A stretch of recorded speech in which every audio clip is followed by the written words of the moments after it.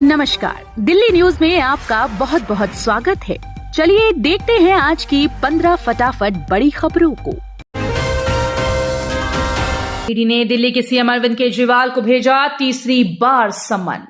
दिल्ली शराब नीति से जुड़े मनी लॉन्ड्रिंग मामले में मुख्यमंत्री अरविंद केजरीवाल को फिर से ईडी ने समन भेजा। प्रवर्तन निदेशालय ने दिल्ली के सीएम अरविंद केजरीवाल को तीसरा समन भेजा है। उन्हें 3 जनवरी को ईडी के सामने पेश होने के लिए कहा गया है। केजरीवाल सरकार की फिर बड़ी मुश्किलें, एलजी ने दिए एक और जांच के आदेश। दिल्ली में अरविंद केजरीवाल सरकार की एक बार फिर से मुश्किलें बढ़ने वाली हैं। उपराज्यपाल ने मुख्य सचिव नरेश कुमार को चिट्ठी लिखी। दिल्ली सरकार के अस्पतालों में नकली दवाओं की सतर्कता रिपोर्ट पर सीबीआई जांच के आदेश दिए। वहीं दूसरी तरफ दिल्ली सरकार पर कथित शराब घोटाले मामले के आरोप लगे थे, जिसमें जांच चल रही है। दिल्ली एनसीआर में पैर पसार रहा कोरोना, नए वेरिएंट JN.1 को लेकर जारी किया अलर्ट। देश दुनिया की तरह दिल्ली एनसीआर में भी कोरोना के मामले बढ़ने लगे हैं। इसे देखते हुए राजधानी के सभी अस्पताल अलर्ट हो गए। स्वास्थ्य विभाग ने अस्पतालों से सभी जरूरी उपकरण की जानकारी मांगी, साथ ही पर्याप्त मात्रा में ऑक्सीजन, वेंटिलेटर, आईसीयू की उपलब्धता बनाए रखने का आदेश दिया। दिल्ली में GRAP3 की पाबंदियां लागू, जाने किस काम पर लगी रोक।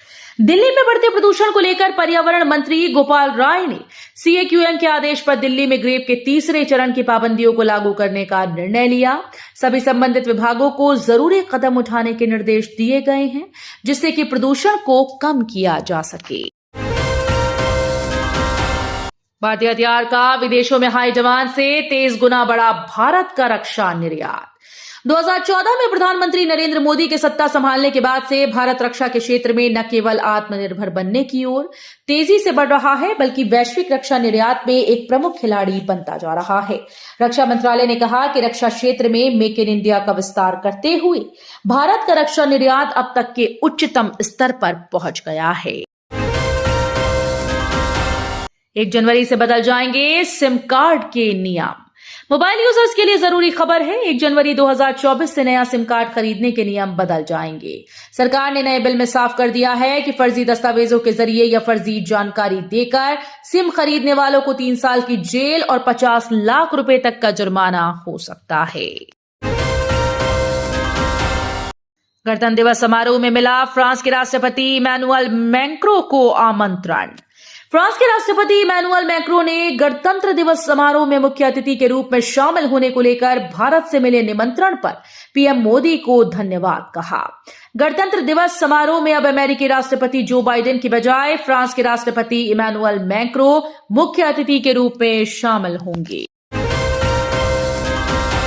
अमेरिका में हिंदू मंदिर पर हुए हमले को लेकर जयशंकर का आया बयान। सैन फ्रांसिस्को में भारतीय एजेंसीज ने अमेरिकी अधिकारियों को मंदिर पर हुए हमले के मामले में त्वरित जांच और तोड़फोड़ करने वालों के खिलाफ त्वरित कार्रवाई के लिए दबाव डाला है।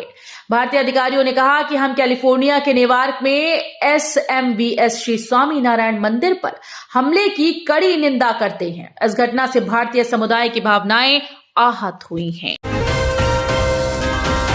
संसद सुरक्षा चूक मामले में सभी आरोपियों का साइको एनालिसिस टेस्ट हुआ।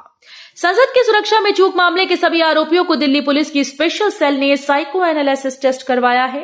रोहिणी स्थित एक सरकारी इंस्टीट्यूट में घटना के मास्टरमाइंड ललित समेत सभी आरोपियों का टेस्ट किया गया। पुलिस सभी आरोपियों के नए सिम एक्टिव करवा रही है। लंदन जा रही ब्रिटिश एयरवेज को दिल्ली एयरपोर्ट पर की गई आपात लैंडिंग। दिल्ली एयरपोर्ट पर ब्रिटिश एयरवेज के प्लेन की आपात लैंडिंग कराई गई है। बताया जा रहा है कि विमान लंदन जा रहा था। विमान में आग लगने की आशंका के बाद इसकी इमरजेंसी लैंडिंग कराई गई। ब्रिटिश एयरवेज की उड़ान BA 142 ने नई दिल्ली एयरपोर्ट से उड़ान भरी थी। फ्लाइट लंदन के हीथ्रो जा रही थी। सांसद सुरक्षा में सेंधमारी करने वाले मुकेश कुमावत की पुलिस हिरासत 13 दिन तक बढ़ी। संसद सुरक्षा उल्लंघन मामले में दिल्ली पुलिस लगातार पूछताछ और जांच कर रही है। गिरफ्तार आरोपियों का मनोविश्लेषण परीक्षण करा रही है। वहीं शनिवार को दिल्ली की पटियाला हाउस कोर्ट में आरोपी मुकेश कुमावत को पेश किया गया, जहां से कोर्ट ने मुकेश की पुलिस हिरासत को बढ़ा दिया। सीतामढ़ी नई दिल्ली के बीच चलेगी वंदे भारत, महज 6 घंटे में पूरा होगा सफर। प्रधानमंत्री नरेंद्र मोदी के महत्वाकांक्षी प्रोजेक्ट्स में वंदे भारत भी शामिल है। सरकार की तरफ से अब तकरीबन हर राज्य में वंदे भारत ट्रेन का परिचालन किया जा रहा है। साल 2024 तक केंद्र सरकार ने 75 या उससे अधिक वंदे भारत ट्रेन को चलाने का लक्ष्य रखा है। सौरभ भारद्वाज बोले, राजनीतिक दबाव में केजरीवाल को भेजे गए समन को लेकर दिल्ली सरकार में मंत्री सौरभ भारद्वाज ने कहा कि केंद्रीय एजेंसी ईडी जानती है कि अरविंद केजरीवाल 10 दिन के लिए विपश्यना पर हैं। इसके बावजूद ईडी ने समन भेजा, लेकिन उसे किसने रिसीव किया? मंत्री सौरभ भारद्वाज ने कहा, ये समन केवल राजनीतिक तैयारी के लिए दिया गया था। इसका अर्थ है कि ईडी कोई भी काम कानून और वैध तरीके से नहीं कर रही। दीक्षांत समारोह में आतिशी बोली, बजट का लगभग 25% शिक्षा को दे रही दिल्ली सरकार। Delhi pharmaceutical sciences and research university में छठे दीक्षांत समारोह में 605 छात्रों को डिग्री दी गई। उच्च शिक्षा मंत्री आतिशी ने स्नातक के छात्रों को सम्मानित किया। इस मौके पर उन्होंने कहा कि इस इंस्टीट्यूट को देश के पहले फार्मास्यूटिकल यूनिवर्सिटी के रूप में बदला है। आतंकवादियों की तलाश जारी, पुंछ और राजौरी में इंटरनेट सेवा सस्पेंड। जम्मू कश्मीर में सेना के 2 वाहनों पर हमला करने वाले आतंकवादियों को पकड़ने के लिए बड़े पैमाने पर तलाश अभियान चलाया जा रहा है। इस हमले में 5 सैनिक शहीद हो गए थे। जम्मू कश्मीर प्रशासन ने उन 3 लोगों के परिजनों को शनिवार को मुआवजा और नौकरी देने की घोषणा की। तो ये थी आज की बड़ी खबरें। डेली खबरों से अपडेट रहने के लिए चैनल को सब्सक्राइब करना बिल्कुल न भूलें। धन्यवाद।